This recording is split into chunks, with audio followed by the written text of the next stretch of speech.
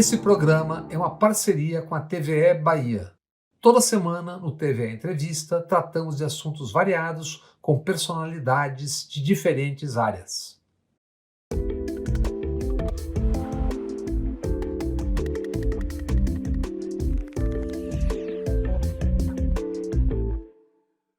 Amigas e amigos, o antropólogo, cientista político e escritor Luiz Eduardo Soares é o convidado de hoje para esta conversa com o TVE Entrevista e o canal Bob Fernandes no YouTube. Luiz Eduardo Soares é professor da pós-graduação em literatura na Universidade Federal do Rio de Janeiro. Foi professor da Universidade Estadual e do UPERJ no Rio de Janeiro e da Unicamp, Universidade de Campinas. E pesquisador visitante nas universidades de Harvard, Columbia, Virgínia e Pittsburgh, todas nos Estados Unidos. Luiz Eduardo Soares foi secretário nacional de Segurança Pública no início do primeiro governo Lula. Foi subsecretário de Segurança Pública no Rio de Janeiro e também secretário municipal em Porto Alegre e em Nova Iguaçu. Luiz Eduardo Soares é autor de 22 livros, o mais recente, o romance Enquanto Anoitece. Prazer em recebê-lo aqui no TVE Entrevista e no canal Bob Fernandes, Luiz Eduardo Soares. Muito obrigado pelo convite, Bob. Prazer grande estar com você e com todas e todos que nos acompanham. Luiz, nós vamos falar de política nacional de segurança, mas também vamos falar do agora, do já, né, do que estamos vivendo. Nós estamos vendo o que está acontecendo em cidades, país afora, sem deixar de lado a construção do ainda inexistente. Qual é o primeiro passo para o agora, para o já? Nós vamos chegar ao que você quer, mas antes, o cidadão que está ali, ele quer saber assim, gente, o que eu faço agora?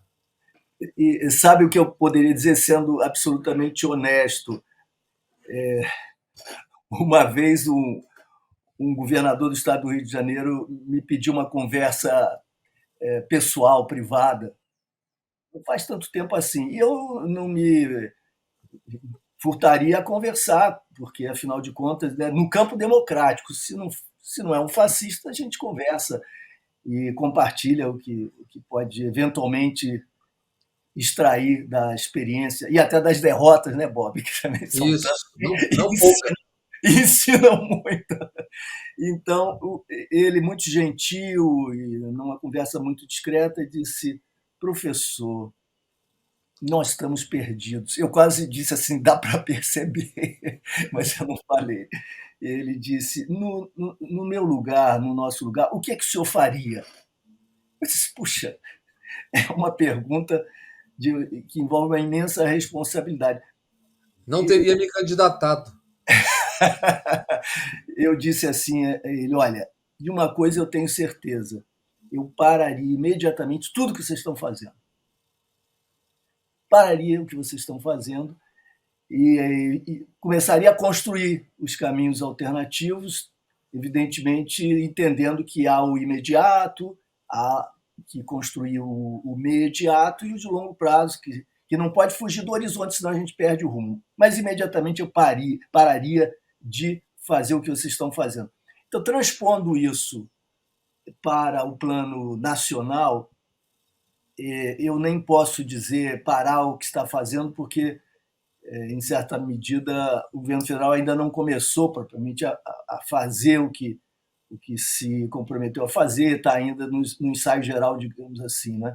Mas eu teria a disposição de afirmar que o que está em curso no Brasil e deve ser interrompido, não estou dizendo que seja responsabilidade exclusiva do governo federal de modo algum, mas é responsabilidade conjunta e nacional, né? Pararia imediatamente tudo que nós estamos fazendo e que está nos levando a essa desgraça, a esse desastre, ao banho de sangue.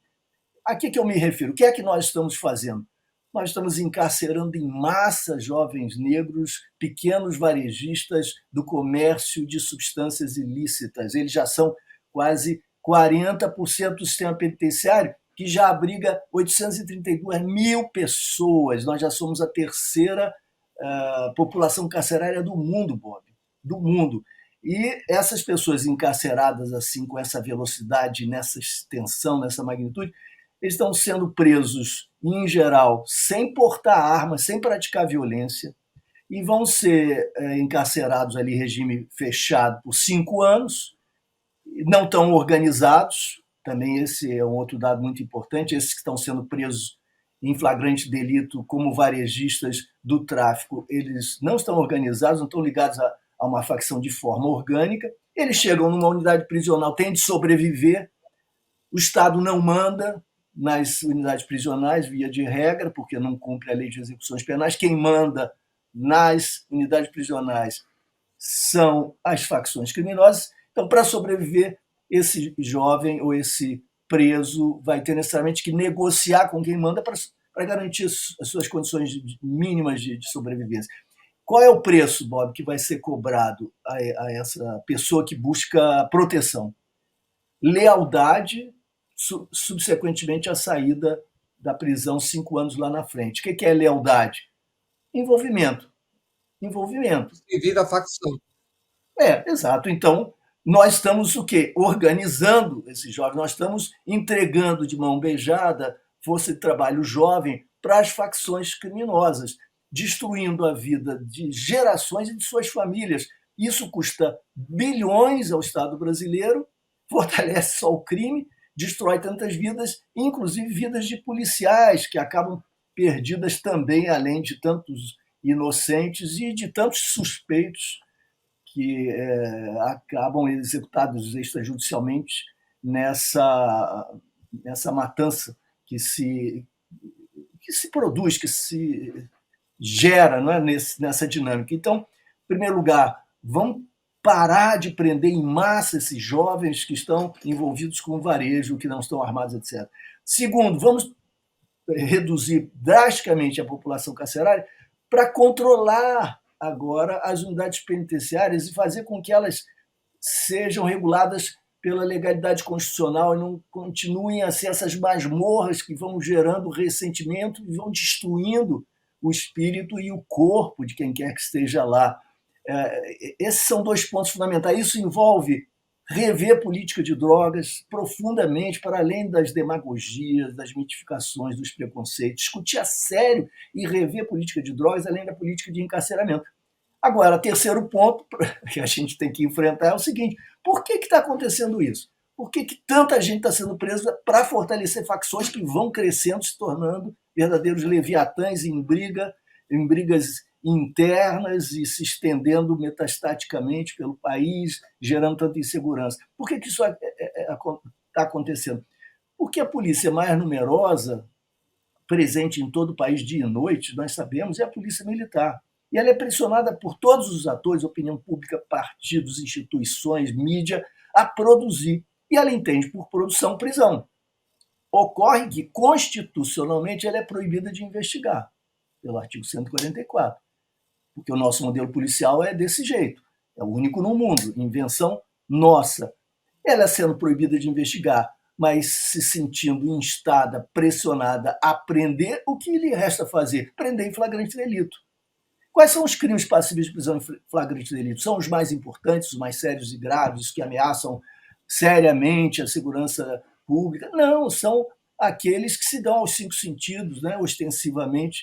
Então, o que faz a PM nesse contexto? Lança uma rede e captura esses pequenos varejistas. A grande ferramenta, essa rede de pescaria, é a lei de drogas, que vai lhe servir para esse tipo de operação. Isso é culpa de um gestor, de um comandante, de um operador da segurança, de um profissional? Não, isso aí é ensejado, é gestado pela combinação entre essa hipócrita, irracional, medonha lei de drogas, que é racista e aprofunda o racismo e as iniquidades, e, de outro lado, o nosso modelo policial, esse que herdamos da ditadura.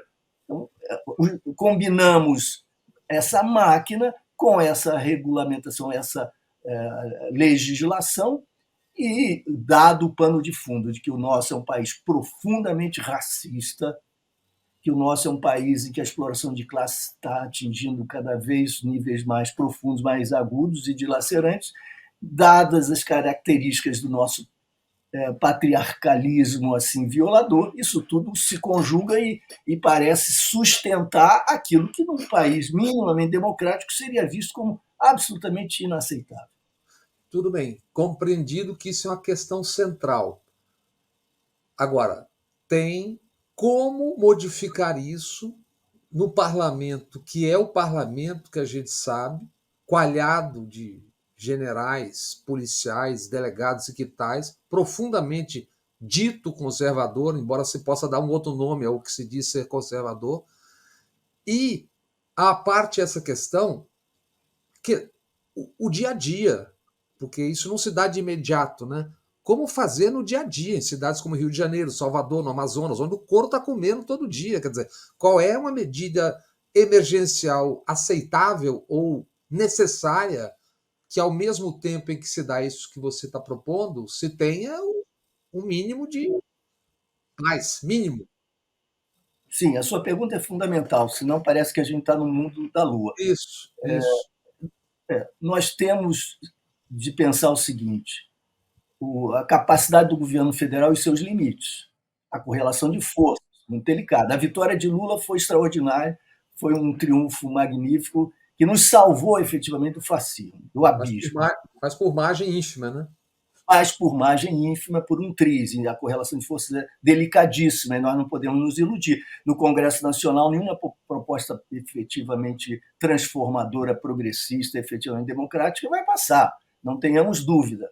Isso significa que o governo não possa ser claro para a sociedade brasileira e lançar um dinamismo de debate popular em torno das questões-chave, fazendo com que todos compreendam o que, de seu ponto de vista, efetivamente está em jogo, sem confrontar o Congresso, mas mobilizando a sociedade numa certa direção? Não, é possível que liderança política cumpra papel como liderança política, mesmo que isso não se traduza em nada prático. Em termos práticos, a convocação não só dos governadores, mas da sociedade, das comunidades, para uma repactuação em que se interromperiam as práticas policiais violadoras, porque polícia não pode concorrer, contribuir para o desenvolvimento da criminalidade. Isso não é possível, não é aceitável.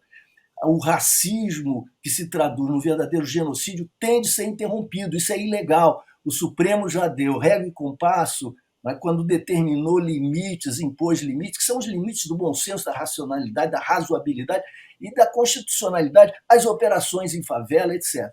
Nós temos mais de 6.500 mortes provocadas por ações policiais no Brasil a cada ano. Então, o primeiro passo é o seguinte: de que maneira nós podemos organizar um mutirão nacional pela segurança pública que envolva o Estado, a responsabilização de todas as instituições do Estado, em todos os níveis, município, Estados, União, etc.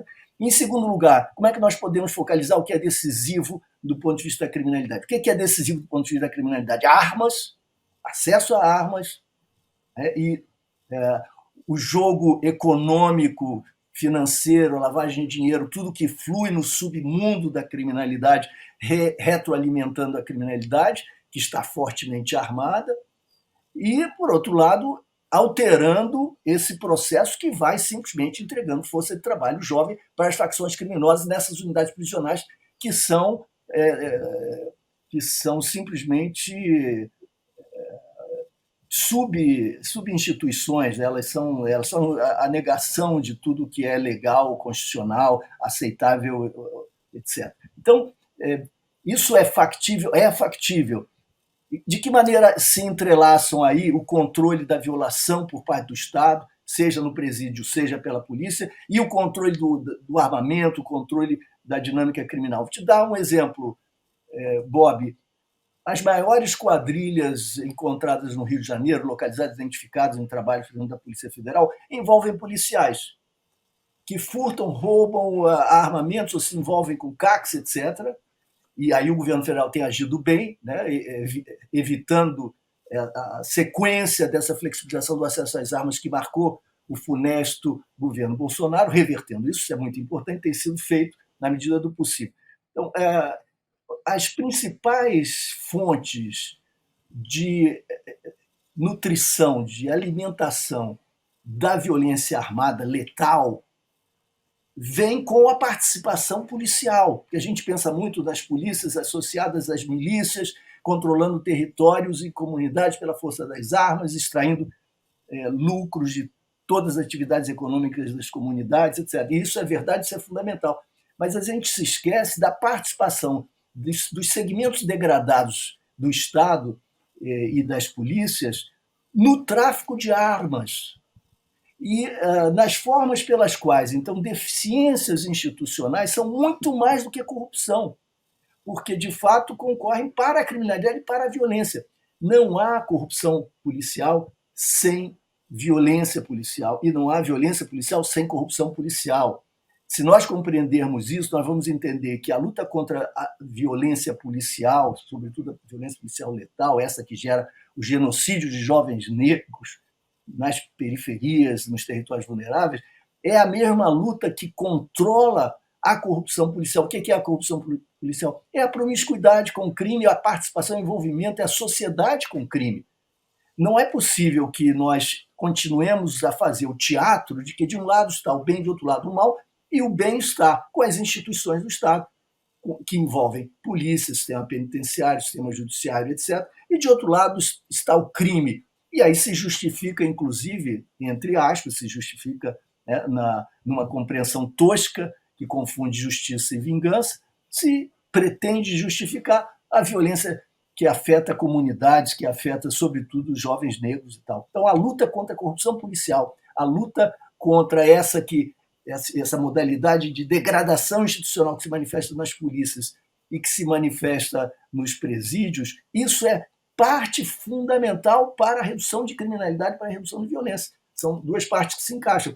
E como é que o presidente pode fazer? Se ele ficar dependendo de instrumentos legais, normativos, de alterações constitucionais, são muitíssimo importantes, mas não estão dadas, nós não vamos avançar. Se o minueto da corte continuar valsando de modo a valorizar as relações entre entes federados, valorizar governadores, mesmo que os governadores não tenham qualquer compromisso com a Constituição, com a legalidade, com o controle da violência policial, com a luta antirracista, etc., se nós continuarmos assim, nós vamos entregar o poder para o fascismo, porque o fascismo é egresso, é oriundo desse tipo de promiscuidade em que a violência prospera.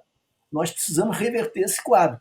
E o jogo da realpolitik, da política real, do mero pragmatismo, acaba empurrando com a barriga os grandes temas. O que pode um presidente da República? Muito, muito mais do que apenas o que determina a legalidade. Ele não pode atuar contra a legalidade, não pode ferir a correlação de forças, sendo sectário, mas ele pode propor um grande pacto nacional envolvendo conservadores e liberais, aqueles que mereçam efetivamente esse nome.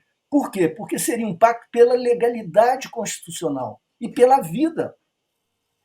Que liberal que mereça esse nome se dirá contrário ao respeito à legalidade? Mesmo conservador, que se define basicamente como aquele ou aquela que preserva princípios legais, fundamentais, etc.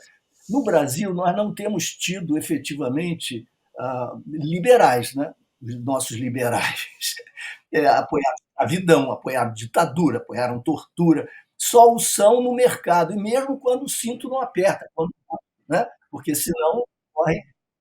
E que temos detectados, pelo menos pela professora Camila Feix Vidal e Jade Lopes, duas professoras de Santa Catarina, pelo menos 15 institutos liberais, sendo que 14 deles fizeram parte do governo, do Ministério de Paulo Guedes, 14 deles formataram a Lei de Liberdade Econômica, e alguns desses dirigentes de institutos liberais são também, ao mesmo tempo, comentaristas nas emissoras de televisão, revistas, jornais, sem que se saiba que são financiados, esses institutos, em boa parte, não só no Brasil, por dinheiro da USAID ou USAID e dois braços do governo norte-americano, segundo as professoras, comprovadamente. Não, sem dúvida nenhuma, eu inclusive vi a entrevista que você fez, magnífica, de imensa importância, passei para toda a minha rede. Eu acho que é importante que todos tenhamos essa consciência. Mas, ao invés de ficarmos acuados, nós podemos, não só como você tem feito e as colegas e os colegas pesquisadores têm feito, denunciar essa rede internacional que serve ao neoliberalismo, à sua reprodução acelerada e serve, em última instância, ao fascismo que prospera mundo afora, mas, além dessa denúncia, colocá-los na defensiva, afirmando a legalidade constitucional e como ela está sendo traída de fato, sem que haja nenhuma legitimidade nessa traição. Não há como sustentar essas violações. No Rio de Janeiro, nós tivemos, Bob, entre 2003 e 2022, 20.791 mortes provocadas por ações policiais. 20.791, das quais menos de 10% chegaram a ser objeto de consideração, de avaliação judicial, porque sequer houve denúncias. O Ministério Público tem agido como cúmplice da reprodução dessa dinâmica genocida, por omissão ou por ação. A justiça tem abençoado, com exceções, evidentemente, com muitas variações. O presidente não vai indicar agora novo ou nova PGR? Não é uma grande oportunidade de trazer para a nação esse debate e para candidatos e candidatas à PGR esse compromisso? A gente sabe que o Ministério Público não tem uma política definida, não pode tê-la, porque há uma multiplicidade de promotores e procuradores, todos com plena independência, plena autonomia de ação. Mas é claro que um compromisso institucional se afirma e tem consequências. Não é aceitável que nós continuemos convivendo com o que estamos convivendo. Segmentos policiais se envolvendo com milícias, se convertendo em milicianos e controlando o poder político, atravessando a política e a domesticando. O que pode uma liderança política? Convocar a sociedade para uma repactuação. Essa repactuação envolve ações em diversos níveis. Os governadores vão aceitar, vão entrar nesse caminho. Dois que o façam nos ofereceriam a possibilidade de experimentar, com acompanhamento da sociedade, das universidades, com transparência, uma remodelação, não institucional, porque não há tempo para isso, mas na prática.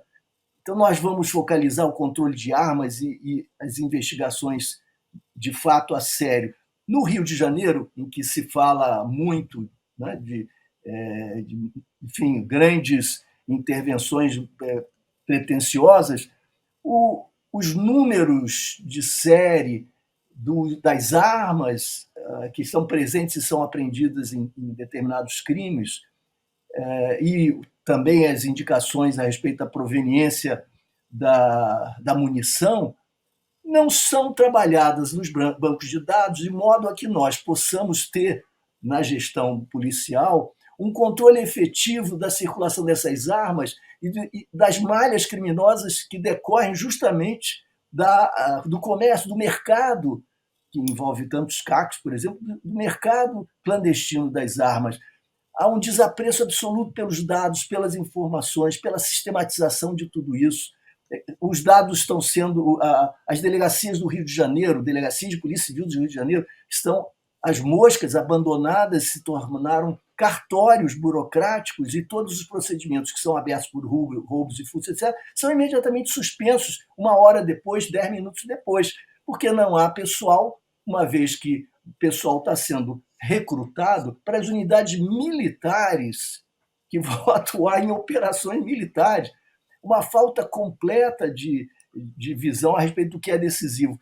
Se for um compromisso nacional, como o presidente teve compromisso nacional contra a fome, de lutar e desenvolver políticas contra a fome, se também for esse o seu compromisso na defesa dos direitos humanos, no pacto antirracista, no pacto de que o Estado, em todas as suas instâncias, não pode aceitar, tolerar práticas tão enviesadas, né, contra populações pobres, populações negras, se nós começarmos a convocar a sociedade, promover avanços nesse sentido, lançando a sociedade numa dinâmica diferente, é possível, não está nada garantido, mas é possível que nós comecemos a virar essa página.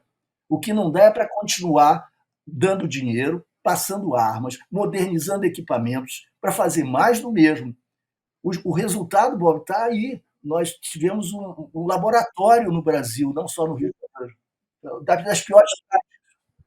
Sempre está falando da Política Nacional de Segurança, que é uma construção extremamente complexa. Né? Claro que é uma construção complexa. Agora está se falando em COAF, Banco Central, Receita Federal, Polícia Federal, militares, etc. Agora, não há uma complexidade monumental, porque não há como você fazer sem envolver os chamados entes estaduais, governadores, etc. O que você está dizendo é que se 2 ou 3 já derem um exemplo de como a coisa pode funcionar, isso é parte da politização, quer dizer, o resultado será parte da politização. Exatamente, Bob. Você disse melhor do que eu e de forma mais sintética. É isso.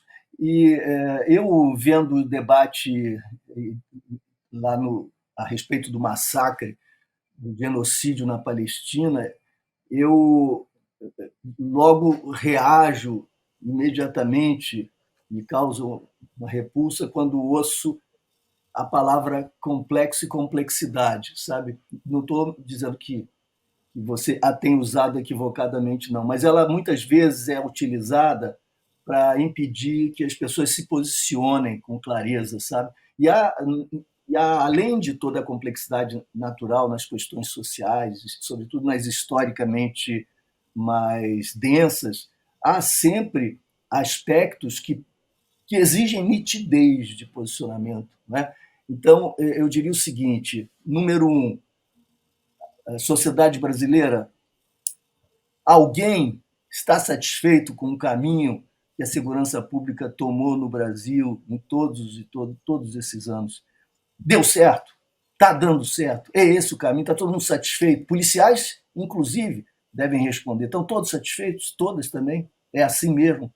Não, a resposta é negativa. Bom, avançamos um degrau. Se não está dando certo, vamos tentar uma rota distinta. Temos de nos impor mudança de rumo. Se não está dando certo, nós vamos continuar fazendo o mesmo, agora com mais intensidade, na ilusão de que, não alterando métodos, procedimentos, práticas, orientações, obteremos assim mesmo resultados distintos? Não, isso é a própria loucura, né? Naquela célebre definição do Einstein, né? Fazer o mesmo e esperar resultados diferentes. Não vamos continuar na mesma rota, não podemos continuar com essa combinação entre polícia militarizada, prisão em flagrante, de varejistas, de substâncias ilícitas, numa guerra às drogas, que é a guerra aos pobres e que destrói a nossa segurança. Nós estamos diante de uma economia submersa que mobiliza bilhões de dólares no mundo todo, e estamos tratando tudo isso com martelo e tacape e bodurna e pedra. Não é assim. Vai ser necessária sofisticação, articulação institucional num nível muito distante daquele que está disponível hoje. E, sobretudo, o primeiro passo para que essa complexidade seja enfrentada é deixar para trás o que não é complexo. Não é complexo reconhecer que essa lei de drogas e essa guerra às drogas e que esse tipo de prisão e aprisionamento em massa constituem violações à lógica, à racionalidade. Nós já estamos de décadas caminhando nessa direção que nos está levando a mais insegurança, mais medo, mais instabilidade. Não é o caminho, temos de mudar. Esse é o primeiro. A propósito disso que você está dizendo, o presidente do Congresso, Pacheco, acaba de inaugurar há pouco, na Comissão de Constituição e Justiça, encaminhar uma ideia sua lá dele de punição a todo e qualquer porte de qualquer droga. Isso está correndo no Senado. O negacionismo, Bob, é alguma coisa espantosa. Por isso que eu valorizo tanto o reconhecimento do que não está dando certo. Isso que parece trivial para nós não é. Vencer o negacionismo é o primeiro passo para nós irmos na direção de abandonar cloroquinas e defender as vacinas, e encontrar as vacinas. Qual é a grande cloroquina brasileira? Aprisionamento de jovens varejistas do tráfico, guerra às drogas, penas mais longas, tornar tudo isso crime hediondo e reproduzir essa máquina que destrói vidas e gerações, produzindo esse caos que está diante de nós. Essa é a cloroquina. É preciso enfrentar o negacionismo.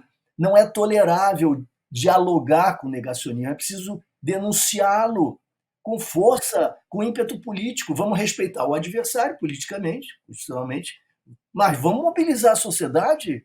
Não é possível que o mundo todo esteja caminhando na direção. Bom, o mundo todo é sempre exagero, mas inúmeros países, mesmo conservadores, estão caminhando na direção da legalização das drogas, a começar pela maconha, e nós continuamos nesse processo. O encarceramento como solução, e sem discutir, em nenhum momento, isso que é desastroso para nós, sem discutir em nenhum momento que, sem fazer o dever de casa, nós não podemos ajudar a sociedade a vencer a criminalidade. Qual é o dever de Estado? O dever de casa, desculpe, só para completar, o dever de casa é não tornar o Estado cúmplice da criminalidade, controlar as polícias efetivamente, porque governador nenhum comanda as polícias no Brasil, e assim não é possível. Nós vamos chegar a esses pontos todos em minutos, mas só para quem está nos assistindo, fixemos, não sei se é possível, queria ouvir agora um cientista político, em 50 ou 40 anos, os pais ou avós dessa situação, por exemplo, em cidades como Rio de Janeiro, Scuderie Lecoq, depois Esquadrões da Morte, milícias, narcomilícias, etc. Agora, não há na formação do Brasil essa violência, esse sangue todo, não vem milhões de indígenas escravizados e mortos. Depois, por 380 anos, 1.800.000 vindos da África, arrancados da África, morrem no caminho. Outros milhões... Então, há aí uma questão de formação do próprio país, essa violência, esse racismo que você fala, não é? Aí não é uma coisa que se estala os dedos, não?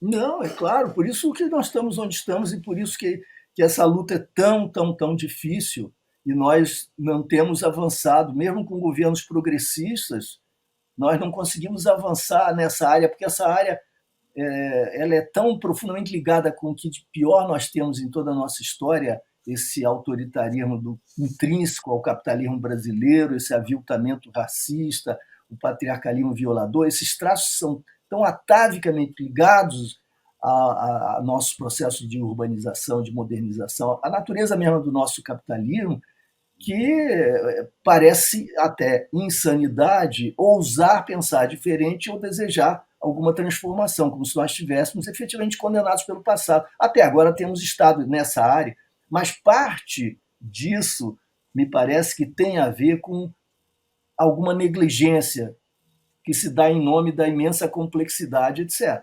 Qual é a negligência? Tratar essa problemática da violência policial, dos instrumentos do Estado que são violadores, como sendo problemática de especialista, não dizendo respeito ao centro da questão democrática, do Estado Democrático de Direito, etc. Isso está no centro da nossa democracia. Enquanto não houver segurança para todos, ninguém estará seguro. Enquanto não houver democracia efetivamente para todos, legalidade constitucional vigente, enquanto territórios estiverem sendo tratados como exceções à vigência do Estado Democrático de Direito, não haverá estabilidade possível até para que nós caminhemos para avanços mais qualificados, mais significativos. Então, eu acho que a questão é séria. Será que nós estamos condenados ao imobilismo por esse passado? Até agora temos estado, só temos uma alternativa, não é nem pensar se é possível, é tentar avançar. Isso é só uma constatação, porque também é preciso a gente perceber onde é que a gente está se prendendo, por isso essas questões que eu estou lhe colocando, né? Uma outra nesse mesmo caminho. Estamos vendo e vivendo guerrilheiros dos teclados e das telas duelando sobre o Oriente. É óbvio que isso toca o humano, o que a gente está vendo lá, como é óbvio embora em menor grau, a guerra nos teclados e telas em relação à Ucrânia e Rússia. Mas isso num país que em 2 anos tem 90 mil homicídios, que é mais do que a soma de todos os mortos nas guerras dos 2 últimos anos. Quer dizer, essa desatenção em relação aos mortos daqui e essa comoção com os mortos do Oriente diz algo muito profundo também. Não que os de lá não que os de lá não mereçam, e isso é Claro, questão não mereça, mas como é que é possível tanta atenção àquilo e tanta desatenção ao que está na cara de todo mundo? essa pilha de cadáveres terríveis, esse banho de sangue que é nosso, né, esse que é nosso, esse parece conforme a nossa paisagem, essa paisagem historicamente construída que você sintetizou tão bem. Quem está morrendo nos homicídios dolosos, mais de 75%, são jovens negros, são negros que estão morrendo. No outro dia mesmo, um policial em São Paulo deu um tiro no peito de um jovem rendido. Não, as situações são inacreditáveis. E há também essa violência na sociedade, em que também os mais pobres, intelectuais vulneráveis e, sobretudo, os negros, acabam sendo também vítimas. Então, há processos diversos de vitimização. O que não é aceitável, em primeiro lugar, para que nós pensemos em possibilidades de mudança, é que o Estado continue sendo genocida, indutor, cúmplice, indutor, muitas vezes responsável diretamente, etc. Há uma história no Brasil que é a história da autonomização ilegal, inconstitucional, antidemocrática das polícias. Você já mencionou parte dessa história. Esquadrões da morte, escuderies policiais, grupos de extermínio.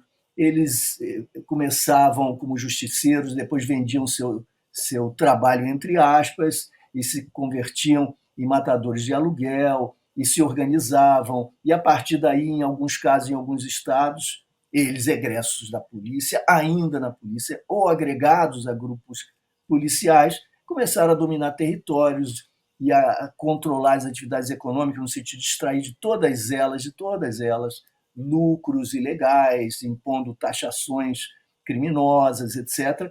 E isso começa a despertar a atenção e interesse de outros grupos, que então se devotam à mesma prática, eles disputam entre si, geram uma espécie de geopolítica neofeudal, modificando o território e as condições de vida da população, sua qualidade cotidiana de vida, e a próxima ambição, indissociável da econômica, é a política, e começam a penetrar nos organismos de Estado. O que nós estamos assistindo é o filme que nós já vimos na Baixada Fluminense. Qual é a característica desse filme, Bob, a meu juízo? Nós não tivemos ruptura na transição democrática. Na Baixada Fluminense nós tivemos continuidade. As mesmas figuras públicas, as mesmas famílias, os mesmos grupos, os mesmos criminosos, o bicho, os segmentos policiais associados ao bicho, que depois substituem os bicheiros, eles foram cooptados pela ditadura, depois regurgitados pela ditadura no declínio do poder ditatorial, voltaram para as instituições policiais, secretaria de segurança, operando essa intermediação, essa conexão entre crime e política. E vou lhe dar um exemplo, a gente pensa muito em obras públicas, a gente pensa em mobilidade, transporte, lixo, áreas em que o que nós chamamos usualmente de corrupção prospera, etc. Mas a área de saúde é a área capital nessa história toda, porque é a área mais rica, com mais recursos, e é a área na qual é mais fácil lavar dinheiro e subverter as regras que controlam minimamente os procedimentos. E se nós estudarmos as cidades da Baixada, nós vamos encontrar dezenas de diretores de hospital assassinados. Quando eu via o assassinato dos 3 médicos naquela situação horrenda na Barra da Tijuca, naquela situação trágica, logo resolvida, explicada, em passe de mágica, na mesma noite, eu me perguntei, sem nenhum espírito conspiratório ou paranoico, eu perguntei, mas espera aí, a lógica da guerra que se dá, a guerra intestina e clandestina que se dá não só no Rio de Janeiro, na área de saúde. Essa guerra, de alguma maneira, não tangencia essa nova manifestação brutal a que nós assistimos? Não haverá conexões?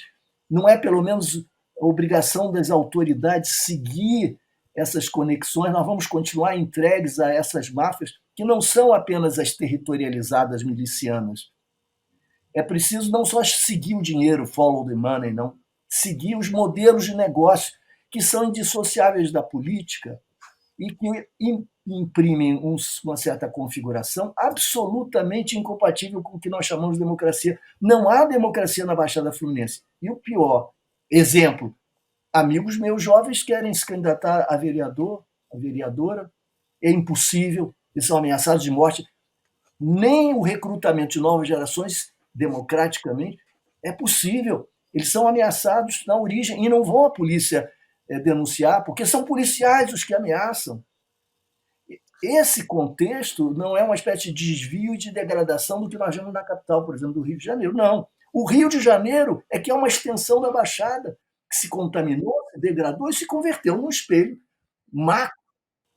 Eu aproveitando até isso que você está falando, eu queria fazer uma pergunta, duas perguntas em uma.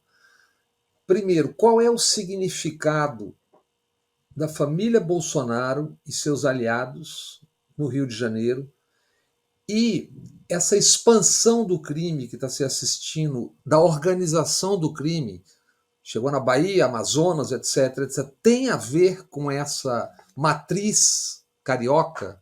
Tem a ver Fluminense? Tem a ver com isso? Quer dizer, a gente ouve de vez em quando que, não, chegaram os caras do... E Paulista também. Os caras do PCC chegaram, estão lutando com os caras do comando, aí nasce uma outra facção. Olha, quanto à família, especialmente, eu não sei dizer, porque não há informações definitivas, senão especulações. Mas quanto a aliados, sem dúvida nenhuma. Sim. Os aliados atuam junto a milícias e são partícipes, protagonistas dessa Quando eu me refiro à família, eu estou falando do Queiroz, aliados próximos da família, Rony Lessa, Capitão Adriano, Queiroz, etc, etc. Sim, então o que nós temos não é propriamente uma dicotomia, mas é uma combinação dos dois aspectos. Há motivações e fontes autóctones e há esses impulsos e essas redes nacionais que se cruzam em colisão ou em articulação, ou nos dois movimentos, com os movimentos autóctones locais. Então, vamos tomar um exemplo. Você citou Rony Lessa, né? Vamos tomar o caso do Rony Lessa. Ele foi um dos meus inimigos quando eu estive no governo do Rio. Ele não é a figura que encarne o inimigo da reforma democratizante, dos direitos humanos. Seria ridículo reduzir toda a complexidade a isso. Mas ele era um personagem-chave, ele fazia parte, aliás, um livro magnífico que está sendo lançado agora pelo nosso colega Rafael Soares, jornalista, um dos maiores conhecedores dessa problemática toda. O livro se chama Milicianos, da Editora Objetiva, está sendo lançado essa semana. Ele conta a história dos principais criminosos policiais. E lendo a trajetória, muitas dessas trajetórias eu acompanhei de perto, testemunhando e lutando contra, etc. Muitas dessas trajetórias mostram que eles não prosperariam sem o silêncio, a anuência, a tolerância, ou mais que isso, das instituições. Não apenas das polícias, do Ministério Público também, e da Justiça, inclusive, que acabou sendo complacente com situações desse tipo. A Rony Lessa, que era esse inimigo, ele participava, Bob, de uma Patamo 500, que era a Patamo do horror, a Patamo da morte do 9º Batalhão. Batalhão sob acusação internacional em fóruns e tribunais internacionais de direitos humanos. Quando nós chegamos ao governo, nossa disposição imediata era mudar inteiramente essa política, começando por remover essas pessoas que eram sintomas, símbolos e lideranças lá na ponta, porque eles não tinham elevado a patente, lá na ponta do que acontecia. Dentro dessa mesma patama estava o que depois viria a ser Tenente-Coronel Cláudio, responsável pelo assassinato da juíza Patrícia Scioli, com 21 tiros diante de sua casa, em 2001. Lessa, depois acusado pelo assassinato de Marielle. Os dois trabalhavam juntos no ano de 1999, na Patamo 500, provocavam o horror na área em que atuavam, não só porque eram violentos na luta contra o crime, mas porque extorquiam, se aliavam, roubavam armas aqui e entregavam para outra facção, sequestravam aqui e entregavam a outra facção, operavam esse mercado do crime ao lado de outros policiais, e os superiores toleravam por diversas razões, às vezes até por temor, por jogos políticos internos, porque essas pessoas se articulam politicamente. E na Polícia Civil não é diferente. Nós tivemos 5 ou 6 chefes de polícia presos, Bob, desde o início do século aqui no Rio. E 5 governadores e um prefeito. E em relação ao Rony Lessa, você sabe que há uma informação, ou pelo menos publicada a informação, que ele teria sido quem devolveu a arma e a moto roubadas de Bolsonaro, então, em 1996, no dia seguinte, ou poucos dias depois, que, aspas, apareceu morto e enforcado o autor do roubo na prisão.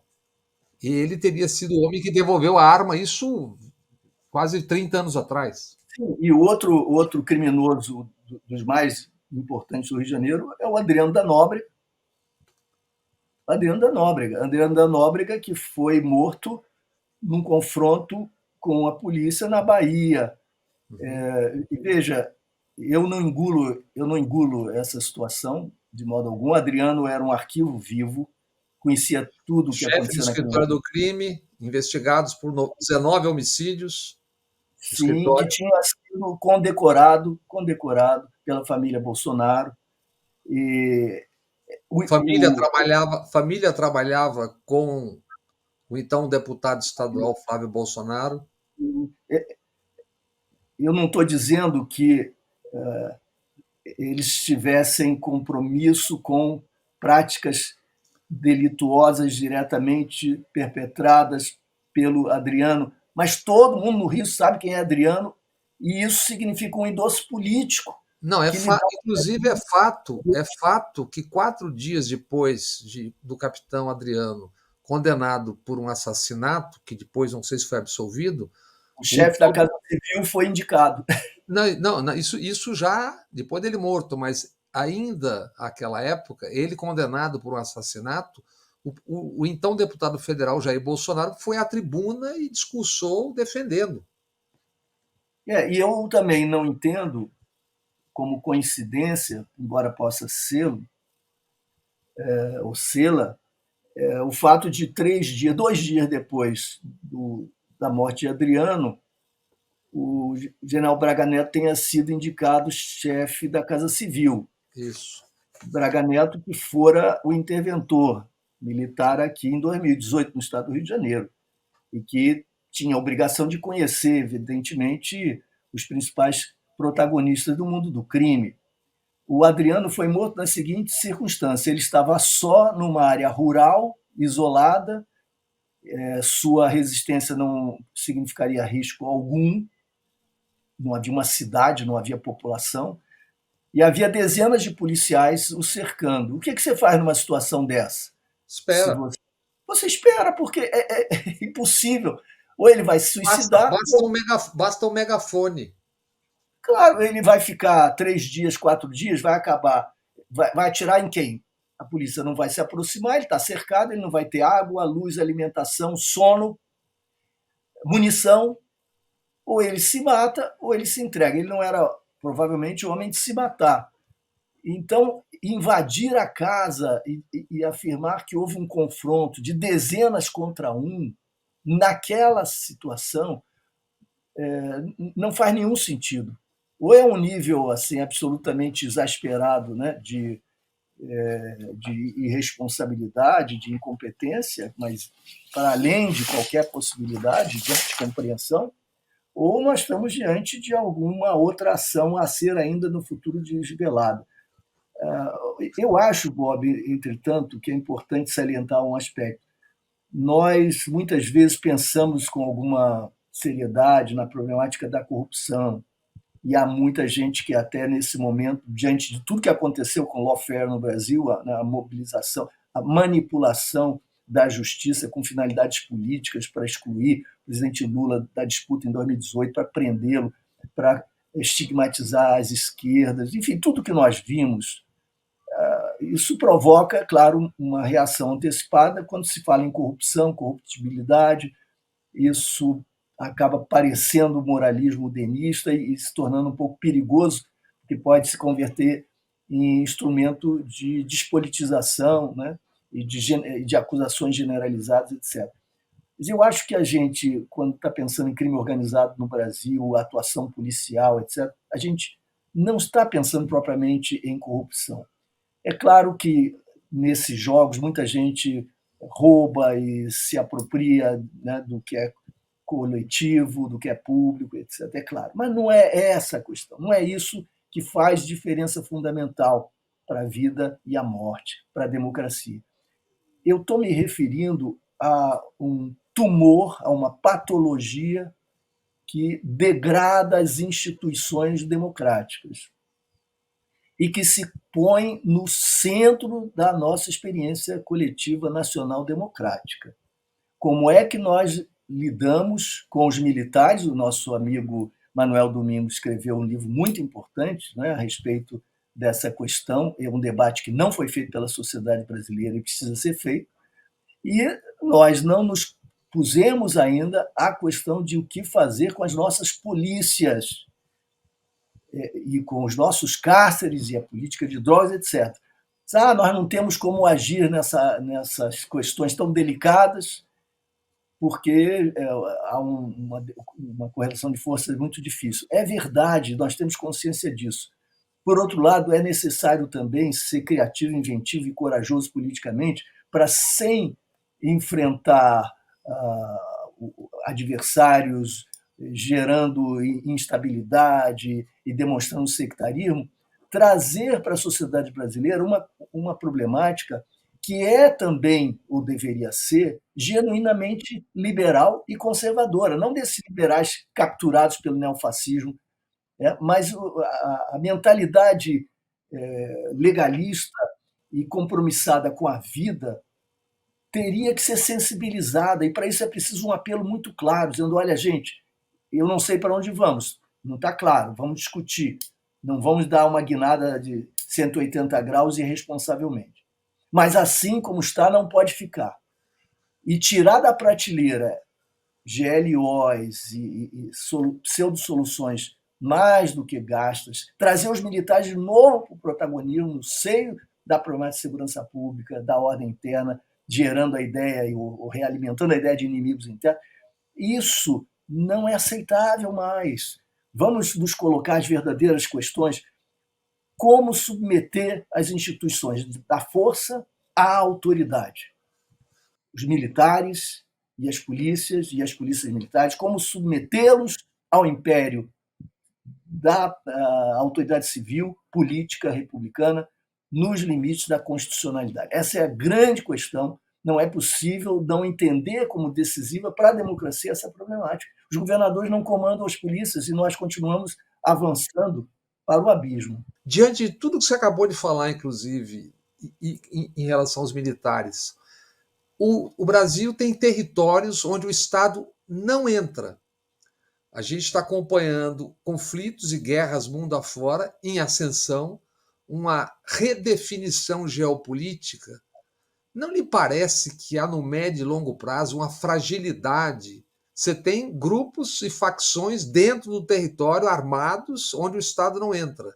Numa situação outra, daqui a algum tempo, um contato de qualquer força externa, não há aí uma fragilidade evidente, coisa que a gente já viu em tantas as guerras e conflitos nas últimas décadas? Mas é claro, sem nenhuma dúvida. Eu só lembraria que, tomando o caso da cidade do Rio de Janeiro e da região metropolitana como exemplo, que a maior parte desse território que está sob comando, digamos, sob um controle ilegal, ele não está fora do alcance do Estado, porque protagonistas que pilotam, tripulam esses mecanismos são do Estado, são o Estado, tornando as coisas muito mais complicadas. Mas você veja o que aconteceu com o modelo boliviano de golpe, né, em que as polícias foram fundamentais. Aqui nós poderíamos ter controles locais promovidos por policiais diretamente ou travestidos de milicianos e milicianos de policiais, gerando instabilidade em grande escala. Isso não é descartado. Aliás, o que está funcionando efetivamente aqui no Rio de Janeiro não é a democracia há muito tempo, não é? Nem todo mundo pode participar diretamente, seja pela vocalização, seja pela organização, seja até pela participação, porque são vetadas determinadas participações de acordo com o filtro que o poder local impõe. A institucionalidade não é mais a melhor linguagem, a melhor gramática, a melhor forma de ler o que está em curso Brasil afora. Nós estamos diante de ameaças à democracia. Teremos certamente outras conversas em breve, porque o tema é inesgotável. Eu agradeço profundamente as suas informações, seu raciocínio, sua exposição de uma maneira tão clara desse problema gravíssimo do Brasil. Luiz Eduardo, muito obrigado. Eu que te agradeço, Bob, a você, todas e todos que nos acompanham. Um abração. Ficamos aqui na TVE, a TV pública do Estado da Bahia, e no canal Bob Fernandes.